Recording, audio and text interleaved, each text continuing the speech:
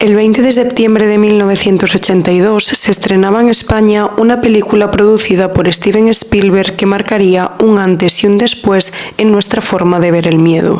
Poltergeist. Esta historia nos contaba cómo una familia experimentaba fenómenos sobrenaturales en la casa a la que acababan de mudarse y donde la hija pequeña se convierte en su principal víctima, dejándonos una frase icónica para la historia: Caroline ve hacia la luz. Pero esta familia ficticia no sería la única que sufriría estas circunstancias paranormales, porque se decía que detrás de las cámaras sucedieran cosas terribles. Se decían que los rodajes de Poltergeist estaban malditos, había circunstancias paranormales con los que podían afirmarlo, y es que después de la grabación de esta película también habrían fallecido 6 personas del equipo. Fuera realidad o ficción, lo que pasó mucho antes en un pequeño pueblo gallego no solo fue corroborado por multitud de testigos, sino que la Iglesia realizó un informe oficial sobre una pequeña casa que albergó el primer caso documentado de poltergeist de la historia de España.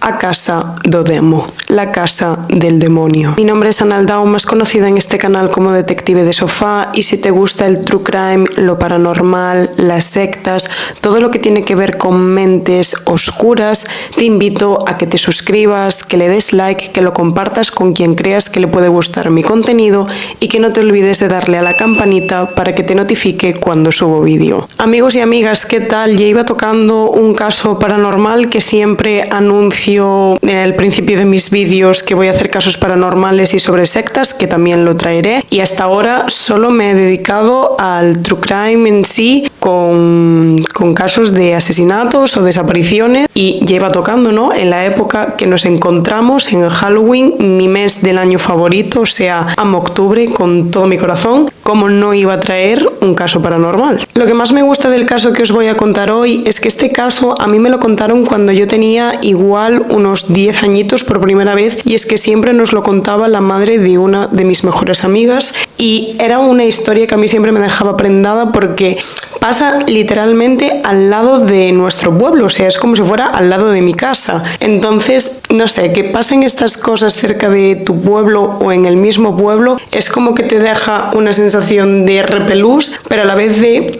yo muestro muchísimo interés, o sea, es como, ¡buah! Y esto realmente pasó aquí. Así que, como no, como siempre me gusta traeros un caso de mi tierra, os traigo este caso paranormal da Casa do Demo. Así que, sin nada más que decir, vamos con el caso.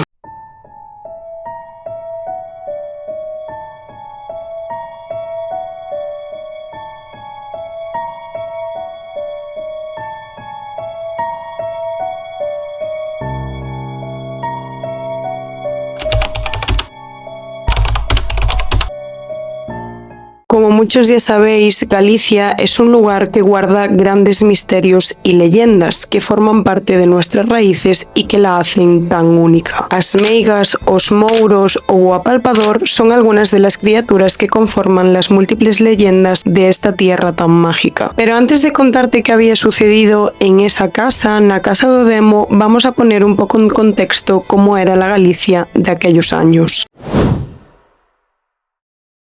Ubicamos a principios del siglo XX, hacia el año 1900, donde las aldeas de Galicia, ubicada al noroeste de España, transcurría en un mundo profundamente rural, marcado por la autosuficiencia, el trabajo duro y la comunidad. Era una sociedad todavía muy ligada a la tierra y a las tradiciones ancestrales. El día empezaba muy temprano con el canto de los gallos y el sonido de los carros de madera sobre los caminos empedrados. Las casas de piedra granítica, techadas con pizarra o paja, se agrupaban en pequeñas aldeas dispersas entre montes y prados. No había electricidad ni agua corriente en la mayoría de los lugares. El agua se traía de las fuentes y la luz venía del candil o de la lareira. La economía era prácticamente de subsistencia. Cada familia tenía su propio huerto, criaba sus propios animales y elaboraba su propio pan. Se sembraban maíz, centeno y patatas, se cuidaban vacas, cerdos, gallinas y ovejas, y las mujeres participaban en todas las tareas,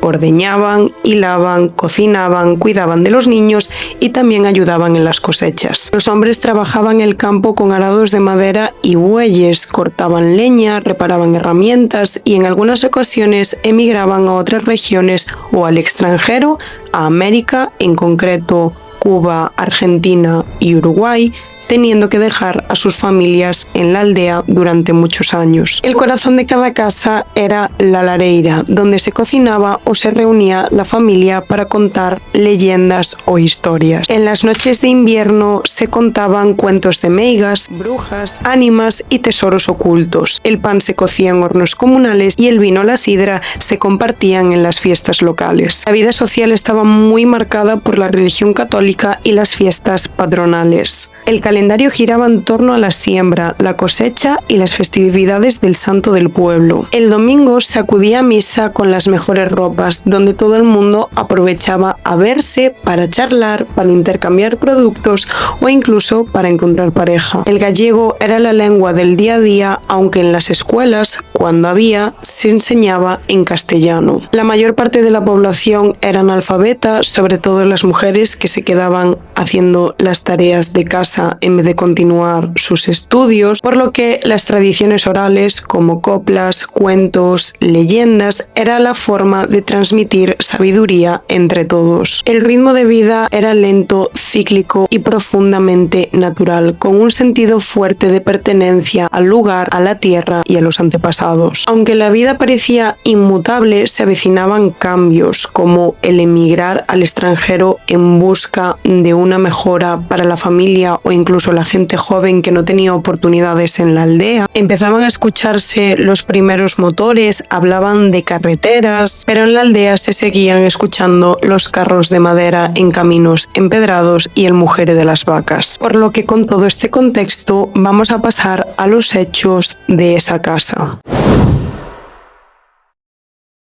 En 1899, en la casa de Xuliana Rodríguez, en Sant Fid de Anyons, Ponteceso, comienzan a ocurrir fenómenos extraños. La anciana no estaba preocupada por ella misma, sino que estaba preocupada por su nieta María Cundins, que se había mudado hacía poquito con ella porque recientemente había perdido a sus padres. Vamos a ir relatando poco a poco lo que pasó en esta casa, pero Xuliana temía por la vida de María porque sufría unos ataques tan fuertes que pensaba que la iba a perder para siempre. De hecho, Xuliana quería pedir ayuda de alguna manera, pero no daba como el paso porque no era que tuviera miedo a que no la creyeran, sino que tenía miedo a que se tachara a su familia de maldita, de que les quedara esa marca para siempre. Y evidentemente, aunque a día de hoy siga habiendo rumores o como le llamamos ahora chisme, en aquella época, en una aldea tan pequeñita que se conocían pero todos a la perfección, que hubiera un rumor de ese calibre era muy importante porque es que te tachaba todo el mundo. Una mañana de febrero, Xuliana se acerca a la iglesia para hablar con el párroco y pedirle por favor si ese mismo día podría ir a bendecirle la casa. El párroco le responde que lo siente muchísimo, pero que sabe que estas cosas hay que avisarlas con un poquito más de antelación porque él tiene que preparar unas cosas, tendría otras cosas que hacer el hombre y no podía avisar por la mañana para que le fuera a bendecir la casa por la tarde. Xuliana aprovecha una excusa que tenía y es que dentro de poco hacía un año de la pérdida de su marido, por lo que ella le dice que quería bendecir la casa por este motivo. Pero es que el párroco se daría cuenta de que para el día en el que hacía un año de la pérdida del esposo de Xuliana quedaban un par de semanas, por lo que el párroco le dice: vale, yo bendigo tu casa, pero esperamos al día exacto para que a mí me dé tiempo a organizarlo y así como hacerlo en el propio día. Pero Xuliana insistía bastante en que por favor que se lo hiciera ese mismo día que ella se lo estaba pidiendo, que era muy urgente. El párroco evidentemente no es tonto, ve también a Xuliana muy nerviosa, una cara muy demacrada y le pregunta qué le pasa, a lo que Xuliana respondería: necesito que vengas a bendecirla para espantar a los demonios. Evidentemente el hombre se queda atónito con esa frase que le acaba de decir Xuliana y le pide por favor que le explique un poquito más, que le dé detalles de lo que está sucediendo. Y Xuliana le cuenta que desde hace unas semanas están sufriendo la presencia de lo que ella denomina un demonio, cosas que se mueven de sitio, ruidos, pisadas en las escaleras, pero ella por lo que más temía era por la situación de su nieta, que estaba sufriendo daño físico y temía que acabara con su vida. Como os había comentado antes, en 1899 María Cundins se había mudado a casa de su abuela, Xuliana Rodríguez, ya que había perdido recientemente a sus padres. Pero es que además Xuliana había perdido recientemente a su marido, o sea, se tenían la una a la otra, nada más. Poco más tarde sería cuando cuando estas mujeres comienzan a notar esos fenómenos extraños que al principio serían poco perceptibles. Sería desaparición de objetos, sonidos, cambios de temperatura. Y aunque ellas eran conscientes de que era una situación rara, tampoco se alarmaron mucho porque eran como cosas sin importancia a las que siempre consigues darle una explicación. Lo único que tenía Juliana así como un poco inquieta es que ella notaba que siempre estaba acompañada de alguien. Aunque su nieta saliera a hacer los recados, ella en casa nunca estaba sola. Notaba como que había una presencia que recorría todas las estancias de la casa. Daba igual donde ella estuviera, en qué parte de la casa estuviera, que notaba como que tenía unos ojos encima que la miraban fijamente todo el rato. María también notaba este tipo de cosas, pero como que no era tan consciente porque ella las mañanas las pasaba completamente ocupada, por lo que no tenía tiempo a darle mucha importancia, pero para sorpresa de nadie, lo peor sería por las noches. Cuando María se quedaba a oscuras en su habitación, ella escuchaba unos pasos que subían por las escaleras lentamente. Ella intentaba tranquilizarse diciendo que eran ruidos de la casa, ya que la casa era vieja, la madera cruje, por lo que tenía que ser la casa. El problema es que este sonido como que cada vez lo escuchaba más cerca y oía de forma clara que se trataban de pisadas, que no podía ser otra cosa. Más tarde, María escuchaba una respiración cada vez más fuerte y cada vez más cerca de ella. Tenía tanto miedo que se escondía debajo de las sábanas.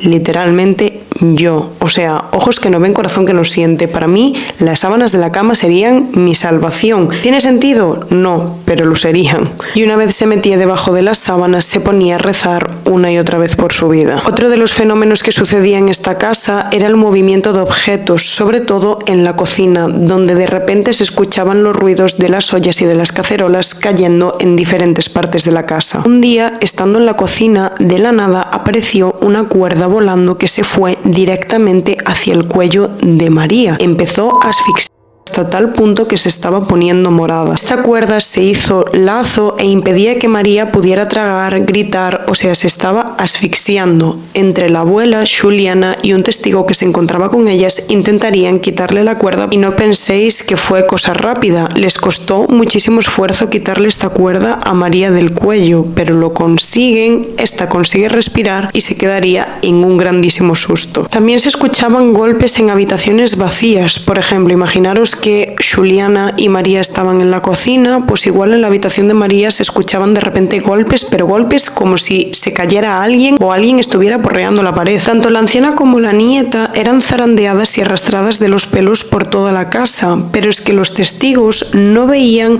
ni sabían el origen del ataque, pero percibían cómo eran arrastradas, cómo se les estiraba el pelo. Ellos pudieron comprobarlo con sus propios ojos. Pero es que además esta fuerza invisible, aparte de arrastrarlas de los pelos, les abofeteaba la cara dejándole como marca y les giraba el cuello con una violencia brutal. Y además ya de toda esta violencia, esta fuerza invisible las empujaba hacia las paredes y a María llegó a tirarla por las escaleras. Todo esto fue visto por testigos que eran vecinos del pueblo. De hecho, os voy a leer la cita de un testigo. Elévanse en alto los tizones de la lumbre y otros objetos varios. Caen patatas que, colocándose unas sobre otras en forma de pirámide, mantiénense en perfecto equilibrio. De un armario, cerrado con llave, salía un pilón de una balanza romana, viniendo a caer en la cocina a los pies de las circunstantes. Siéntense en silbidos agudos y estridentes. Percibes el ruido de los golpes y el chasquido de las bofetadas, que con frecuencia recibe la pobre mujer, la cual es arrastrada por los cabellos. Y es que las mujeres de esa casa y los testigos que eran vecinos de la aldea pudieron comprobar con sus propios ojos que las cestas de patatas que tenía Juliana en casa volaban a unos metros del suelo. Y es que algunos vecinos se tomaron la molestia de coger estas patatas y hacerle una X con un carbón, colocarlas en una parte de la casa y comprobaron que estas patatas aparecían en otras estancias completamente diferentes a donde las habían dejado. Pero es que incluso en algunas ocasiones, en vez de aparecer la patata con la X marcada con el carbón por los vecinos, aparecía cortada.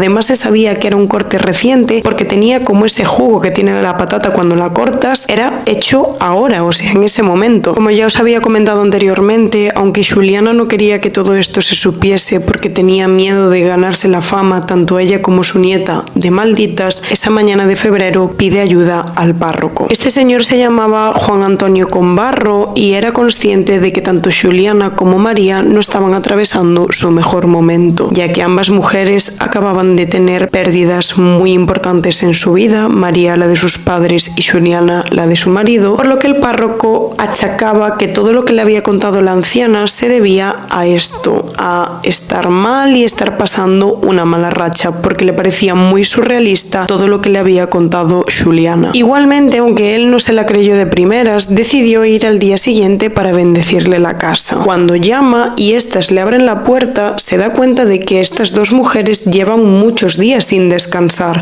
que tienen una cara muy demacrada, pero ya no demacrada de falta de cansancio, sino de os ocurre algo más, está pasando algo. Pero es que con tan solo 2 pasos el párroco pudo comprobar lo que estaban sufriendo tanto la abuela como la nieta. Citó en su diario: como era natural, yo principié a reputar su narración por cuentos de viejas, teniendo yo prevención contra tales narraciones y en casi la totalidad de los casos suposiciones de alucinados. Una vez en la sala, de repente cae ante mis ojos una piedrecita con suave proyección al suelo. Algo me alarmó y avivó mi diligencia para examinar la posibilidad de una causa natural. No se hizo esperar mucho la caída de otra piedra en condiciones que me hizo dudar en forma. Muy pronto cae a mi lado un pilón de una báscula romana y luego una mano de un paraguas, trastos abandonados que no se sabía que existiesen en la casa y demás objetos que no se sabe bien de dónde vienen. Para disipar mis dudas se posan como unas 6 o 7 patatas con suave proyección que en una piedra a nivel apenas se esparramaron, siendo esféricas como se sabe. Ya con toda evidencia quedé convencido que la cosa era prodigiosa y las narraciones de la anciana y más vecinos eran la verdad. Como ya os había comentado antes, hubo muchos testigos de lo que pasó en esa casa, y es que con esta visita del párroco y todo lo que estaba viviendo, muchos de los vecinos se alarmaron y quisieron ir a ver qué estaba pasando. Y cuando entran por la puerta de esa casa, toda persona que pasaba por allí se quedaba sin aliento. A raíz de todo esto, había personas que necesitaban darle una explicación científica, ya que no creían que se tratara de un suceso paranormal. Es por eso que el boticario del pueblo se acerca a la casa para comprobar qué es lo que está pasando realmente. El boticario de Ponteceso se llamaba Don Severiano Mesías, y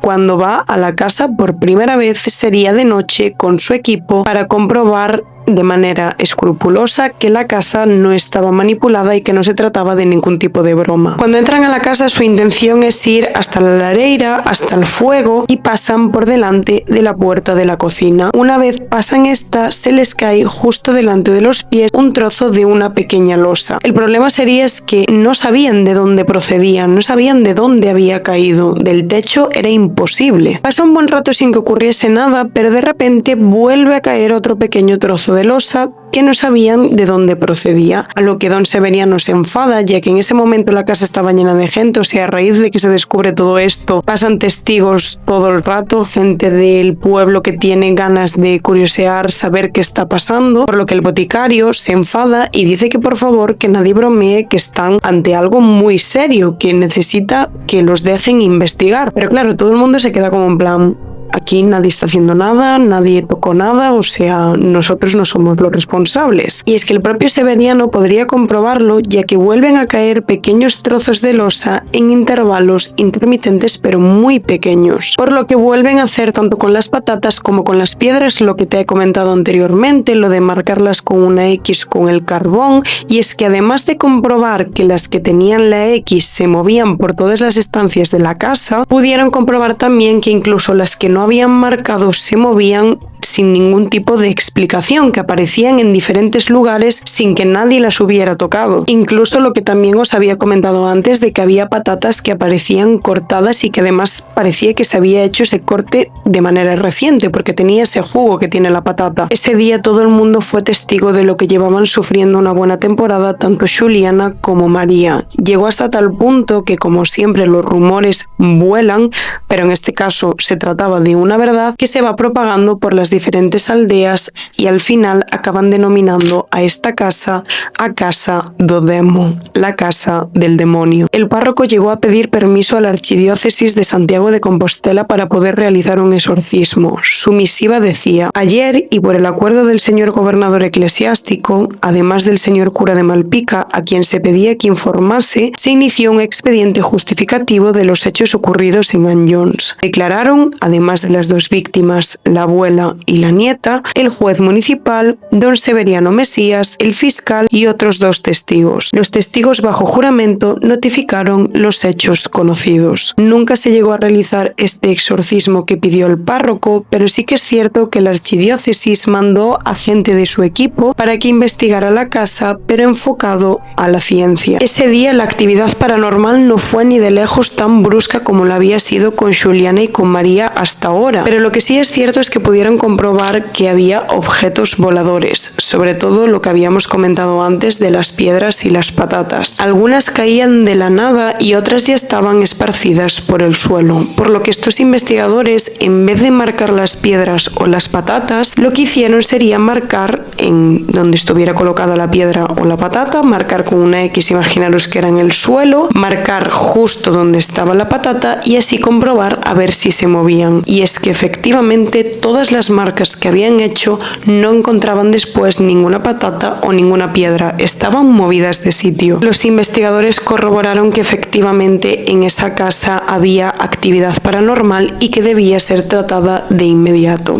El problema es que los años pasan, allí no vuelve a aparecer nadie y el problema sigue sin remediarse. La carta de Combarro dice que los sucesos cesaron cuando tanto Xuliana como María abandonaron la casa para mudarse a casa de otros familiares. Xuliana murió pocos años después y María se sabe que se mudó a América con su familia, donde no la volvería a molestar el demonio. María Cundins jamás regresó a Anyons y no se sabe nada de su vida. Lo más probable es que ella ya no siga con vida y lo único que sería posible, entre comillas, sería encontrar a algunos familiares de ella para poder saber algo más de esta historia. Aunque yo creo que es poco probable que esto pase, pero bueno. La casa, después de la visita de varios periodistas y curiosos, estuvo abandonada durante 100 años, aunque los vecinos aseguraban que esa casa nunca pareció deshabitada. A pesar de los testimonios y de los relatos de los vecinos, esta casa fue ocupada hasta en 2 ocasiones. La primera fue durante la Guerra Civil, cuando los maquis, un grupo de guerrilleros antifranquistas, lo ocuparon para evitar los controles de la dictadura. La segunda es que a principios de los 60 un monje había ocupado la casa en busca de soledad, ya que era un hombre ermitaño. El problema es que su historia acabaría en tragedia, ya que este hombre fallece debido a un atropello cuando él iba caminando por la carretera. De todo lo que había ocurrido solo quedaba el recuerdo de los vecinos, algunas fotografías y las cartas que se hicieron durante la investigación de la casa. Hoy, más de un siglo después,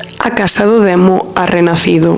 Fue restaurado por Javier Nogueira, un biólogo gallego, quien decidió transformar el viejo caserón en un alojamiento rural. Desde Galicia, su madre, Belén Chaver, es la que se encarga de mantener viva esta casa. De hecho, la convirtieron en un hotel rural y es conocida como Turismo Rural a Casa do Demo. Así, entre historia y leyenda, a Casa do Demo ha pasado de ser un símbolo de miedo a un lugar donde curiosos, viajeros y amantes del misterio se atreven a dormir bajo el mismo techo donde hace más de 100 años Xuliana y María y toda la aldea decían haber visto al mismísimo demonio. Y está aquí el caso da Casa do Demo, la casa del demonio, y de verdad que es una historia a la que le guardo muchísimo cariño porque me acuerdo de la madre de mi amiga contándome esta historia cuando nos quedábamos a dormir en su casa. O sea, era momento de reunión de chicas para contarnos esa historia de terror que a mí me fascinó desde un primer momento. Es una de las primeras historias recogidas en España de fenómenos paranormales, por lo que al final tiene bastante relevancia, y que pasara en mi tierra, no voy a decir que es que me haga ilusión, pero sí que es cierto que me parece muy interesante. Así que nada, aunque sé que es un vídeo cortito, espero que esta historia os haya parecido interesante. Si queréis más casos paranormales, dejadme por comentarios alguno que os interese que haga. Nos vemos en el siguiente vídeo.